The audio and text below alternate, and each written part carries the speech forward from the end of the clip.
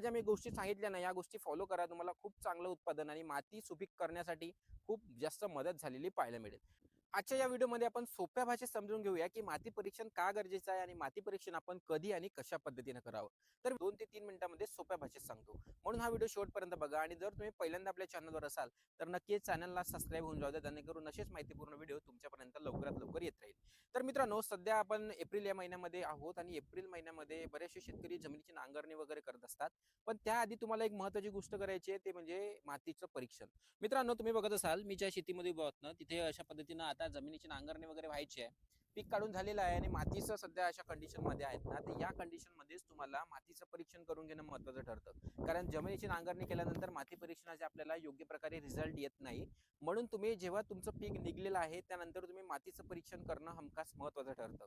आणि मातीचं परीक्षण केल्यामुळे आपल्याला खूप सगळे फायदे होतात शेतकरी मित्रांनो. म्हणून आपण जे काही 100-150 रुपये मध्ये मातीचं परीक्षण लॅबमध्ये होत असतं, 100-150 रुपये खर्च होऊ द्या, पण मातीचं परीक्षण हमखास करा. याचे आपल्याला खूप सगळे फायदे होत असतात. जसं की आपल्याला माती परीक्षण केल्यामुळे आपल्या पिकामध्ये आपल्या जमिनीमध्ये कोणत्या न्यूट्रिशनची कमतरता आहे, सेकंडरी न्यूट्रिशन किती प्रमाणात आहे, जमिनीच्या पीएच किती आहे, याचबरोबर जमिनीमध्ये एनपीकेचं प्रमाण किती आहे ना, या सगळ्या गोष्टी आपल्याला माती परीक्षण केल्यानंतर माहित होते. आणि त्याच्या आधारावर आपण जे आपलं समोरचं येणारं पीक आहे त्यावर आपण उपाययोजना करू शकतो. म्हणजे जर आपल्या पिकामध्ये नत्राची कमतरता असेल तर आपण नत्र टाकलं गेलं पाहिजे. आपल्या पिकामध्ये सेकंडरी कोणत्या न्यूट्रिशनची कमतरता असेल तर ते आपण टाकलं पाहिजे. आपल्या जमिनीच्या पीएच किती आहे, ह्या सगळ्या गोष्टी आपल्याला माती परीक्षण केल्याने समजते. आणि त्याच्या बेसिसवर आपण पुढल्या पिकामध्ये त्या गोष्टी जर अप्लाय केल्या ना, तर आपल्याला कमी खर्चामध्ये चांगलं उत्पादन होण्यास मदत होते. आणि सोबतल्या सोबत आपल्या मातीचं आरोग्य आणि मातीची सुपीकता सुद्धा वाढली जाते. म्हणून नक्कीच मातीचं परीक्षण तुम्ही केलं गेलं पाहिजे. पण आता एक सगळ्यात महत्त्वाचा प्रश्न येतो की माती परीक्षण आपण कशा पद्धतीनं करायचं. तर शेतकरी मित्रांनो, जर तुम्ही हा एरिया बघत असाल, समजा हा 1 एकरचा जर क्षेत्र आहे ना, या 1 एकरच्या क्षेत्रामधून आपल्याला झिगझॅग पद्धतीनं, जसं मी एक मातीचा नमुना या कोपऱ्यातून घेतला, एक मातीचा नमुना त्या कोपऱ्यातून, एक त्या आणि एक मधातून, असं आपल्याला 4 ते 5 ठिकाणावरून झिगझॅग पद्धतीनं मातीचा तिकडे नमुना घ्यायचा आहे. आणि मातीचा नमुना घेत असताना आपल्याला काय करायचं ना, व्ही आकाराचा जवळजवळ 1 फुटापर्यंत खोल खड्डा करायचा आहे आणि त्या खड्ड्यामधून ते माती कलेक्ट करायची आहे. 4 ते 5 ठिकाणावरची माती आपण कलेक्ट केली ना, त्यानंतर त्याला एखाद्या चांगल्या पिशवीवर ठेवून त्या मातीला मिक्स करून घ्यायचे आहे आणि त्याचे 4 भागामध्ये विभाजन करायचे. 4 भागामध्ये विभाजन झाल्यानंतर त्याच्या आमोरासमोरील जे 2 भाग आहेत ते काढून टाकायचे आहे. ही प्रोसेस आपल्याला 2दा करायची आहे शेतकरी मित्रांनो. आणि साधारणतः अर्धा किलोपर्यंत माती, चांगली माती ज्यामध्ये कोणत्याही प्रकारचा काडी कचरा नाही आहे, कोणत्याही प्रकारचा दगड वगैरे नाही आहे, अशी माती आपल्याला अर्धा किलो माती एका छान स्वच्छ पिशवीमध्ये घेऊन त्यावर तुमचं नाव, गाव, तुमचा मोबाईल नंबर, तुम्ही कोणतं पीक यावर्षी घेतलं, तुम्ही कोणतं पीक घेणार आहे, ह्या सगळ्या गोष्टींची माहिती तिथे लिहून माती परीक्षणसाठी लॅबमध्ये तुम्हाला पाठवायचं आहे. आणि जो काही येणारा रिपोर्ट आहे त्या बेसिसवर तुम्हाला पुढची प्रक्रिया करायची आहे.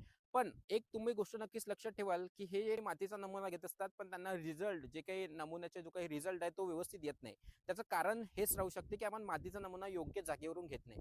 तर शेतकरी मित्रांनो, अशा काही ठिकाणी आहे जे आपल्याला स्किप करायचे आहे. जसं की ज्या जागेवर आपण जनावर वगैरे बांधतो ना, अशा जागेवरच्या आपल्याला मातीचा नमुना घ्यायचा नाहीये.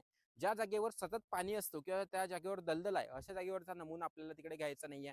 ज्या जागेवर असे झाडं वगैरे आहे आणि खूप सावली तिथे राहत असते, अशा जागेवरचा नमुना आपल्याला घ्यायचा नाहीये शेतकरी मित्रांनो.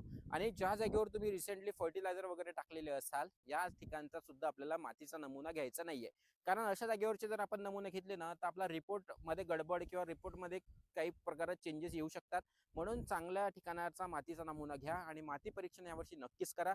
ह्या ज्या मी गोष्टी सांगितल्या ना, या गोष्टी फॉलो करा. तुम्हाला खूप चांगलं उत्पादन आणि माती सुपीक करण्यासाठी खूप जास्त मदत झालेली पाहायला मिळेल. तर मित्रांनो, नक्कीच व्हिडिओ तुम्हाला आवडला असेल अशी मी अपेक्षा करतो. व्हिडिओ इतर शेतकऱ्यांना शेअर करून द्या, कारण आता एप्रिल चालू आहे आणि एप्रिल मे मध्ये बरेचसे शेतकरी आता नांगरण सुद्धा करणार आहेत. तर त्याआधी तुम्ही मातीचं परीक्षण हमखास करून घ्या आणि त्या बेसिसवर तुम्ही तुमचं चांगलं उत्पादन घ्या कमी खर्चामध्ये भरघोस. धन्यवाद.